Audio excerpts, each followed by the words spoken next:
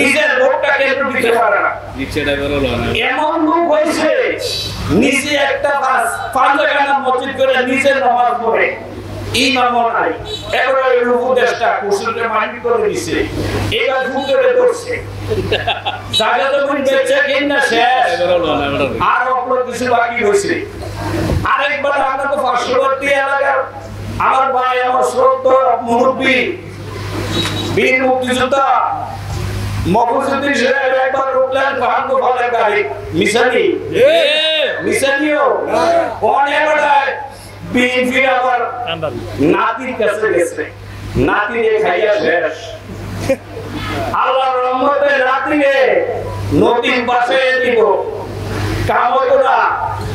আর রেদওয়ান ছাড়া যত লোকে সামনাতে নেতা হয়েছে একমাত্র রেদওয়ানের হাত ধরে, যত হাত ঘুরি করে রেদওয়ানের নেতৃত্বে রেদওয়ান সব সাথে ছাইড়া দিছে।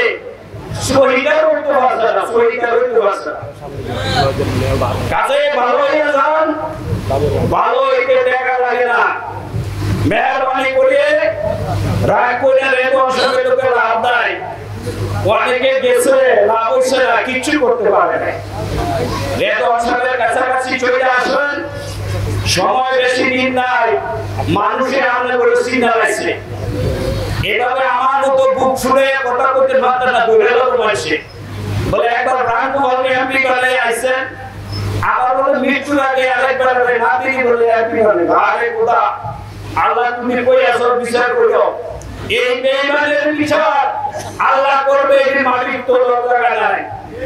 রেদওয়ান আহমেদ সাহেব তাকে বিনা ভোটে নির্বাচিত করেছে। তোমার বাতিতে বিয়ে দিছো, আগে বিয়েও করতে পারছে না।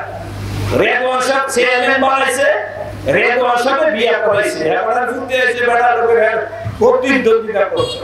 আরে খোদা তুমি কই আছো, একটু দেখো। ভবিষ্যতে আল্লাহ যদি বাঁচায় আবারও প্রথম মিটিংয়ে এমপি হোক আর মুরগি হোক কেরম ভাবে রেদওয়ান সাহেব করবো। খুশি হলি লেখটা লয়ে কি এলো আইতো, আরে তো আমরা মানুষ জায়গা দিতে পারতেন না। কি গো আবার কত রাত তুলে আউরে তো সব দেখাই দিও। মানুষ কি ফাঁক করতে পুরা এই কেন খালি ইউনিয়নের মানুষ তোমার আমনে বুঝলেন না।